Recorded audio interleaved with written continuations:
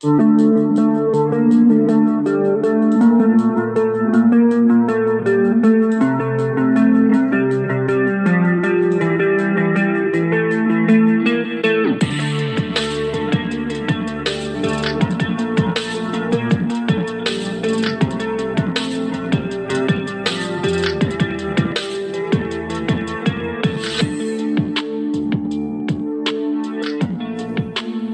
saya ingin minta maaf ya, karena sudah cukup lama kita nggak upload serial pembelajaran Nahwu Shorof ya. Setelah di beberapa video kita yang sebelumnya di playlist ya, bisa dilihat ada 10 video kita tentang pembelajaran ilmu Nahwu Shorof ini.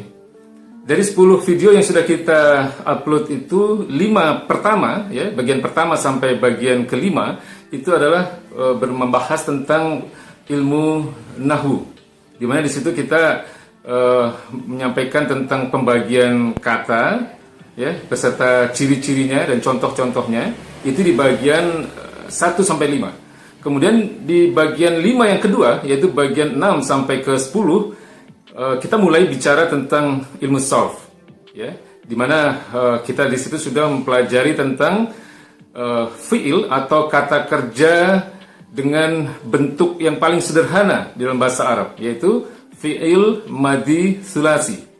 Ya, kemudian kita lanjutkan di bagian-bagian yang terakhir, yaitu di bagian ke-9 dan 10, kita sudah mulai menyandingkan antara fi'il atau kata kerja dengan kata ganti ya, atau domir ya. Kata ganti itu disebut dengan domir. Ya, ada kata ganti pelaku yaitu domir fa'il, dan ada kata ganti untuk objek ya, domir maf'ul.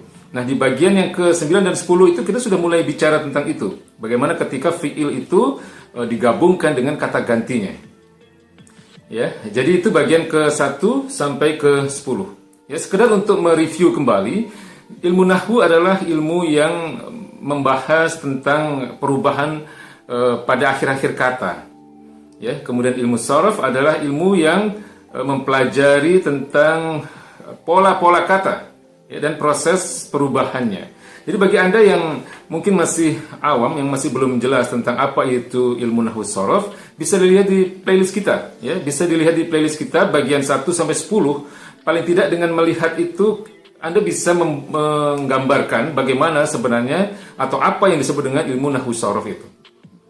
Ya, karena ini adalah bagian yang paling penting dari ilmu-ilmu alat ya, dan dalam memahami agama ini kita harus mempelajari ilmu-ilmu alat itu.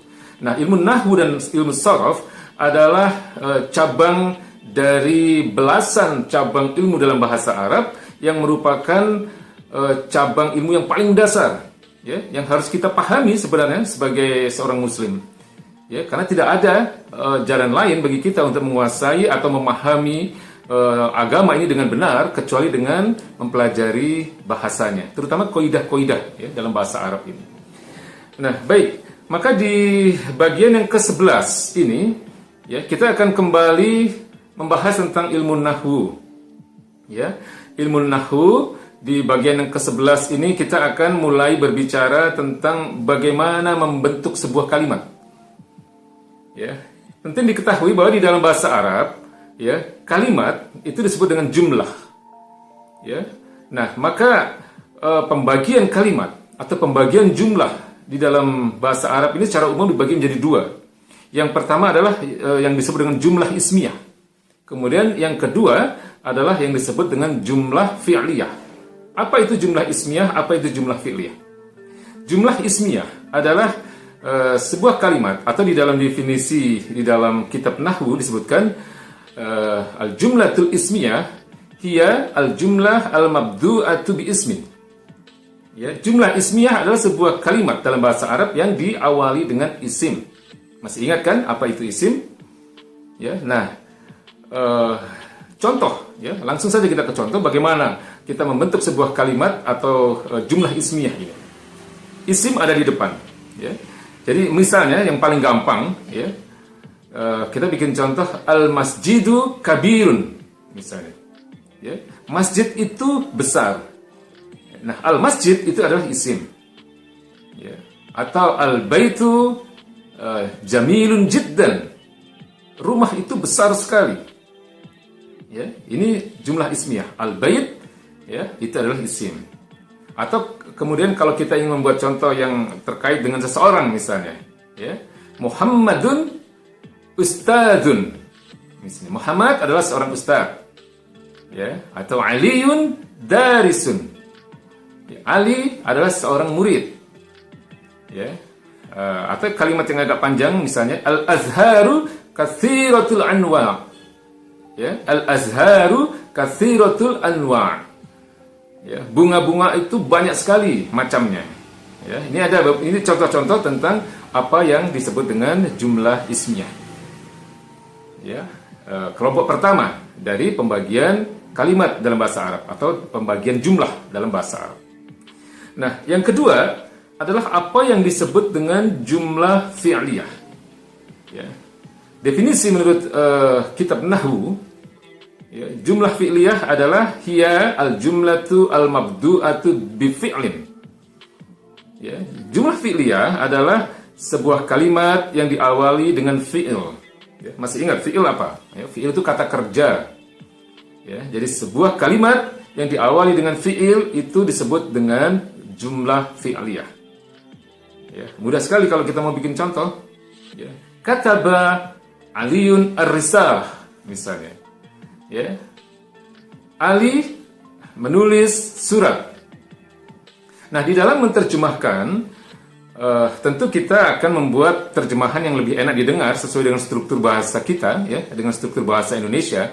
Meskipun kalimat aslinya dalam bahasa Arab fiilnya ada di depan, ya, kata kerjanya berada di depan, tentu tidak enak kalau kemudian kita menerjemahkan dengan menulis Ali sebuah surat. Nah, kan nggak enak, ya. Jadi dalam struktur bahasa kita, ya, biasanya subjeknya ada di depan, kan? Ya, maka kataba Aliun ar-risalah kita terjemahkan Ali menulis surat. Ya, itu contoh pertama. Nah, contoh kedua misalnya jalasa Zaidun fil masjid. Ya. Zaid duduk di masjid. Atau qara'a Muhammadun al-Qur'ana. Ya, Muhammad membaca Quran. Ya. Atau contoh yang lain, misalnya khalaqallahu al-ashjar. Ya.